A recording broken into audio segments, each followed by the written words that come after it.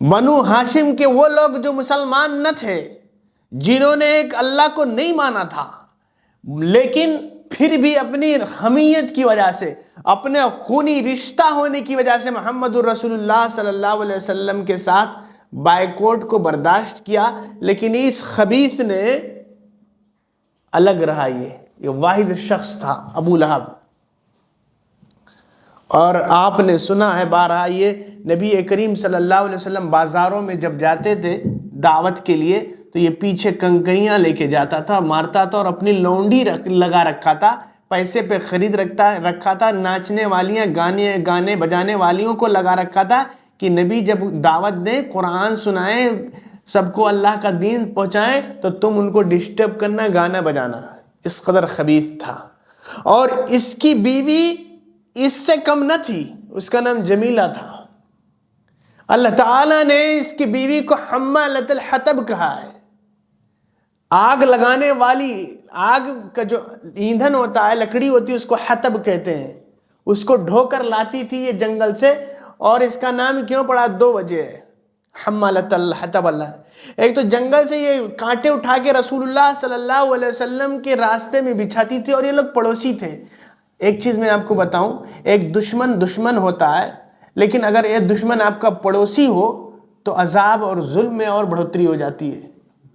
اگر دشمن ایک نارمل دشمن ہے جو دور رہتا ہے تو اتنا تکلیف نہیں آپ کو پہنچا پائے گا جتنا ایک پڑوسی۔ یہ سارے پڑوسی تھے، راستے میں کانٹے بچھا دیتے تھے۔ اور دوسری صفت اس عورت میں یہ تھی کہ یہ لڑائی جھگڑا کراتی تھی۔ واقعہ آپ نے سنا ہوگا، جب یہ آیت نازل ہوئی تبت یدا ابی لہب، جب یہ نازل ہوئی آیت ہے، اس میں اس کے بیوی کا ذکر آیا، ام جمیل کا، تو اس نے حرم میں نبی کائنات صلی اللہ علیہ وسلم بیٹھے ہوئے تھے، کس کے ساتھ؟ ابو بکر بھی تھے۔ تو یہ عورت ہاتھ میں کنکر لی آئی اور گالی بکتے ہوئی آئی، اور ابو بکر سے کہتی تمہارا ساتھی کہاں ہے؟ سنا ہے وہ میری برائی کرتا ہے۔ قرآن کی آیتیں نازل ہوئی تھی اس کے خلاف، غصے میں۔ اور اللہ کے رسول صلی اللہ علیہ وسلم بالکل ایڈجسنٹ، ایک دم بغل میں بیٹھے ہوئے ہیں، لیکن اللہ نے اس کی نظر کو چھین لیا تھا۔ اسی لیے میں نے کہا تھا ایک بار کہ نظر ایک ایبلٹی، اللہ جب چاہے گا تو آپ کو ایبلٹی کام میں دے گا، ایفیکٹو بنائے گا، اور چاہے گا تو سامنے ہی غائب کر دے گا۔ نبی یہ کائنات صلی اللہ علیہ وسلم سامنے بیٹھے ہیں، لیکن اس عورت کو نظر نہیں آ رہے ہیں، اللہ نے نگاہ چھین لیا تھا اس کی۔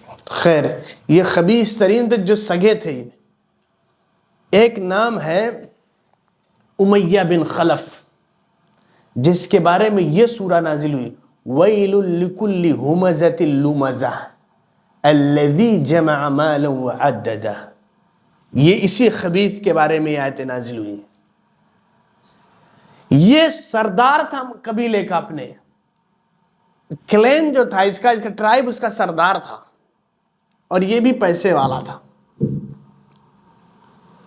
یہ نبی کریم صلی اللہ علیہ وسلم کے سامنے گالی دیتا تھا، اور آپ کے پیٹھ پیچھے جا کے خوب برائیاں کرتا تھا۔ اسی لیے اللہ نے وَيْلٌ لِكُلِّ ہُمَزَةٍ، ہُمَزَہ کہتے ہیں جو اوپنلی گالی دے سامنے، لُمَزَہ کہتے ہیں جو پیٹھ پیچھے گالی دے، دونوں صفت تھی اس کے اندر۔